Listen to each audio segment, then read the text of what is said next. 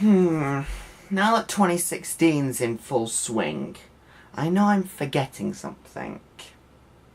Ah yes, Helmsman, set a course.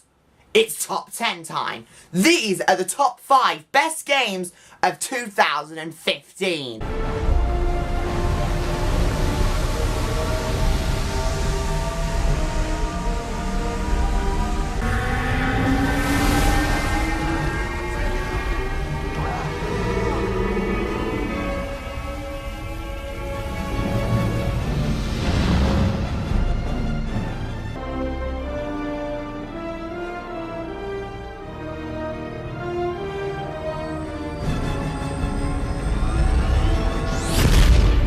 Goes to Shovel Knight for the PlayStation 4.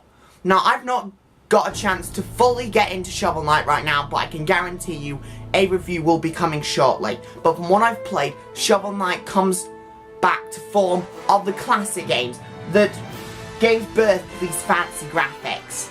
And it is so enjoyable. Every move is precise.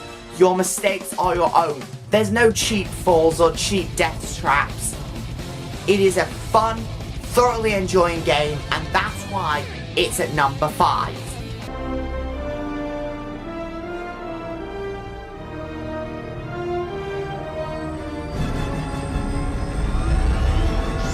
Number 4, you all saw it coming, it's Super Smash Bros. For Wii U.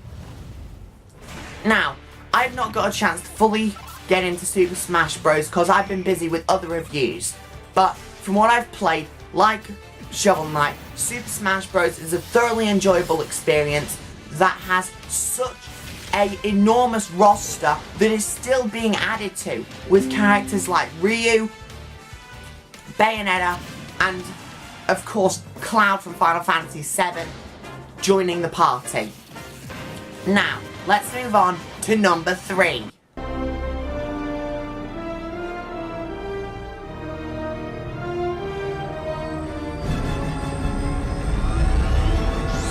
Number 3 goes to a little known PS4 game to soon be released, but it's currently out on Xbox One and PC, and that game is Rise of the Tomb Raider. Due to the controversy surrounding Rise of the Tomb Raider's release, because Microsoft bought Rise of the Tomb Raider from Square Enix, they were unable to ship it to multi-platforms until a lot later on in its life cycle. Because of this, not many people know of Rise of the Tomb Raider's release, but I can assure you it is a thoroughly enjoyable experience that I recommend you go out and play now. Now, let's move on to number 2.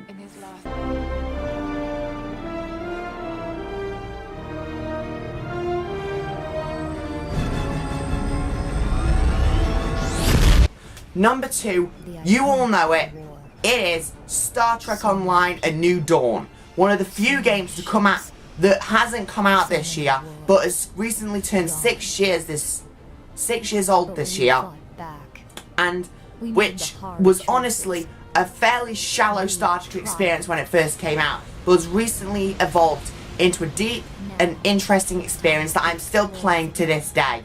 But now, before we finish off, let's get on to some honourable mentions, because honestly I couldn't fit every game that I enjoyed this year into a top 5.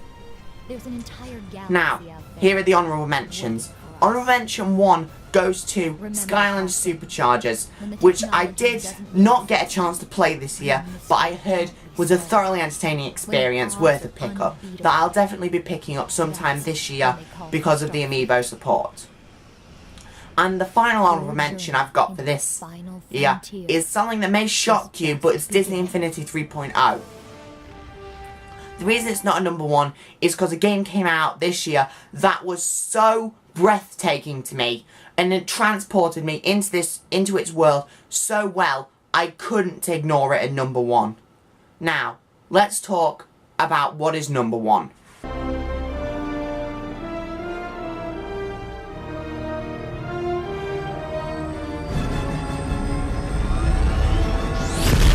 Number 1 goes to, of course, you all know it, Batman Arkham Knight. This game, the console version, not the PC version. the console version makes it onto this list. But Batman Arkham Knight is the final game in the Batman Arkham series, a series that I've followed since Arkham City, and I've thoroughly enjoyed every moment of playing this game. It captures the feeling of being the Batman better than any game of its time. The graphics are stellar. To quote Joe, that is some good lamps. But seriously, even though the Batmobile may overstay its welcome sometime, the combat is thoroughly enjoyable and a game I recommend everyone, whether you're a Batman fan or not, go pick it up. Join me in the next video for the top 5 worst games of 2015 and the top 10 most disappointing games of 2015. And I'll see you guys on the next Fun Reviews. Bye!